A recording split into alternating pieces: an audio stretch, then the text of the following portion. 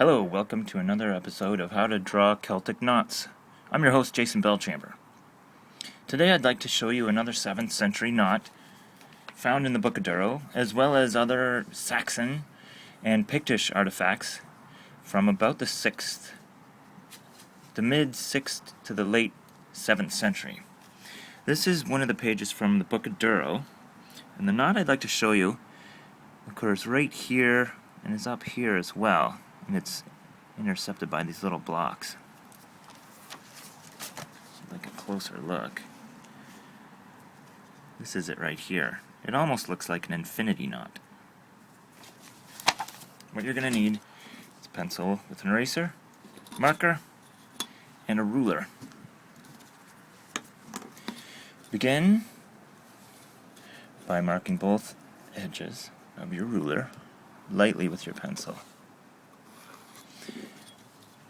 Then make a grid. And this is how you're going to start to practice. Because when the Celtic monks and the artisans that were drawing this knot were starting and practicing, they would start with cubes. You can even see in the Book of Lindisfarne where they had left some of the pages incomplete. And you can see that they used red dots as markers. What you're going to do is, like the 5th side of a dice, you're going to mark where 5 dots are in each grid that you have. An easy way to do this is just with a ruler.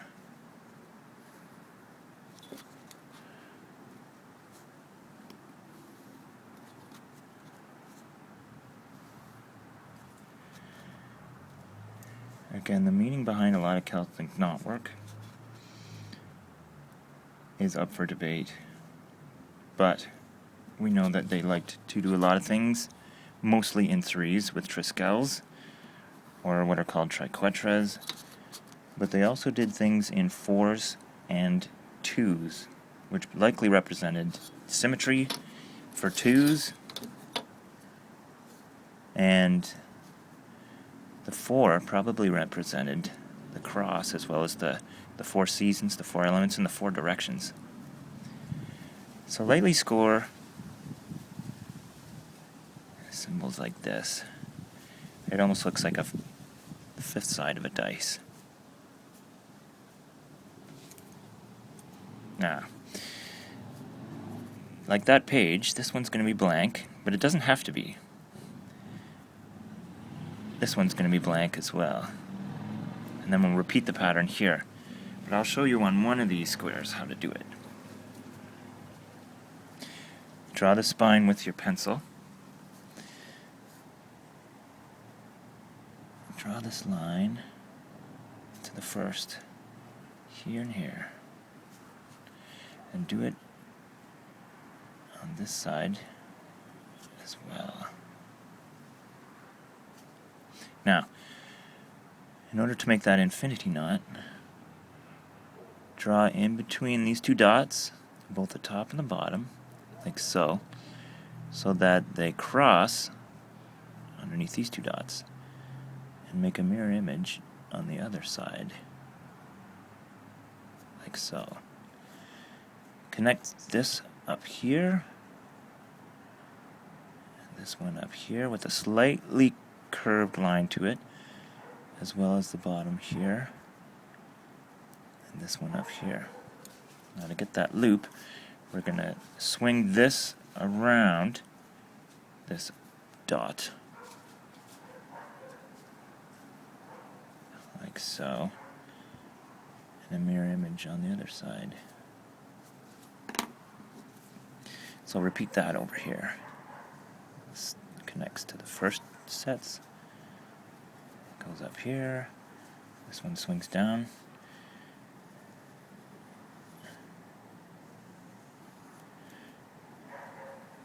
and this goes up and connects to each dot, like so. Just have it swing around here. Now, using your marker, trace the spine out. But remember to alternate at every cross, over and under. So I'm going to make a rather thin line this time. And have this start by going over,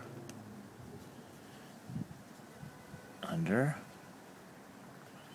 over, as well as on the bottom.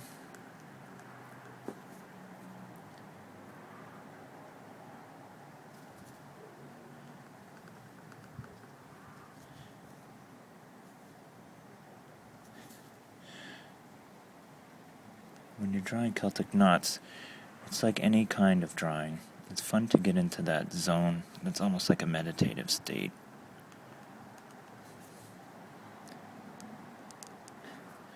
And don't be afraid to make mistakes. You always make mistakes the first few times you do something.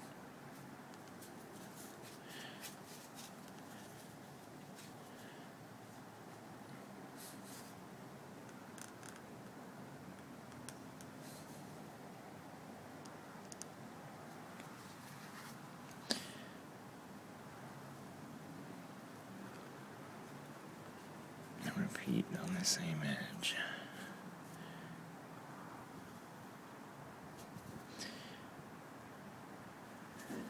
Over and under. I really like how this knot looks like an entwined Möbius.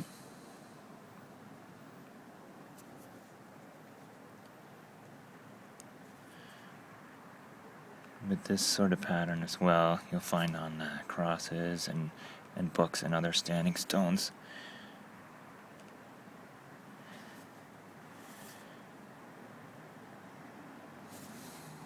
There we go. Okay, so from this point, we're going to fill in a lot of the spots. You don't want to erase it until it's completely dried.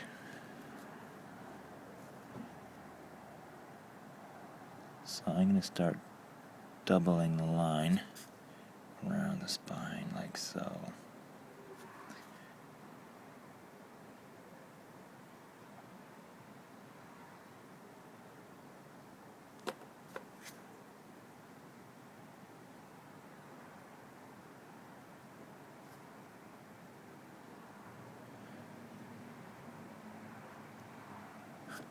Try to make it a uniform thickness all the way through,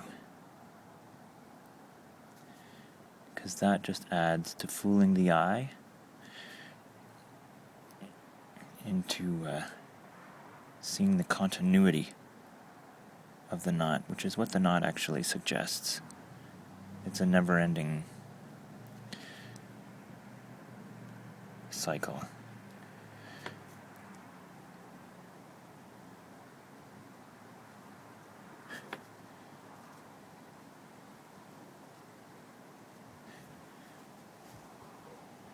Once you get to each crossover, if it hasn't been marked yet, just slowly approach it and do your touch-up detail as you get close to it. Sorry.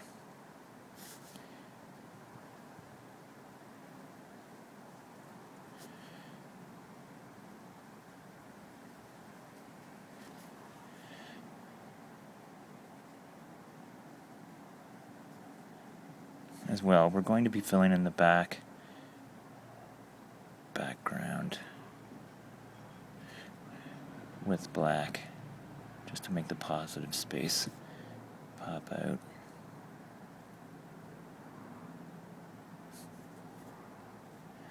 And you think this continues up here. This one, the eye thinks goes under and over. This one goes over, and this one goes over here.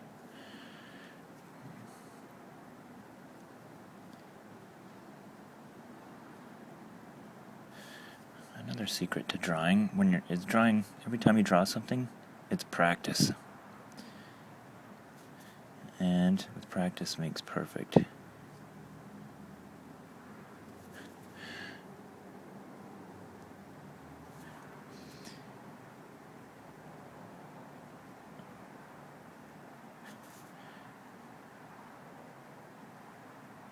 Now if you make a mistake, just start over. For some reason, artists are always obsessed with getting it right, and that happens with practice, practice, practice, practice.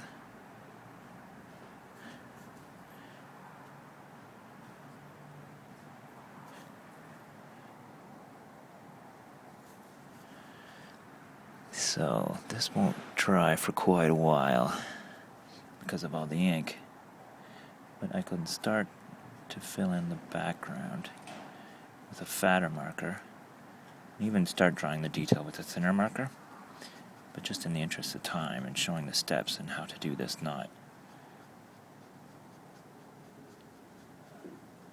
I just wanted to show you the steps involved in repeating this design.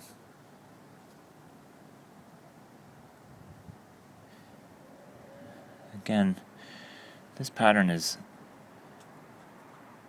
really probably one that represents symmetry, because it's not really a triskel. It's a design that is almost like a mirror image, but isn't. So the number 2 represents something that can be split in half. It has 2 parts. It's like a tree, something that grows above and grows below. It's like the connection of heaven and earth.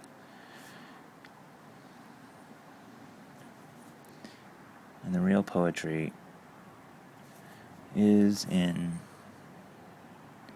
making your own connections to definitions.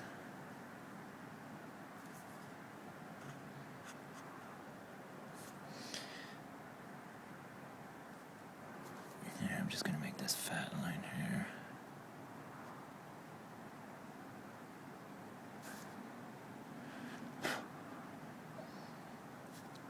As well, I really wanted to take advantage of the light. It's late August here, or it's late autumn rather. So the light really starts to fade because each day gets darker and darker. And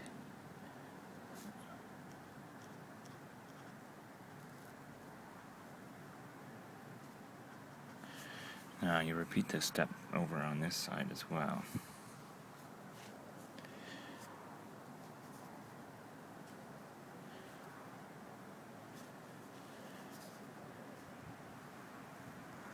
To make it pleasing,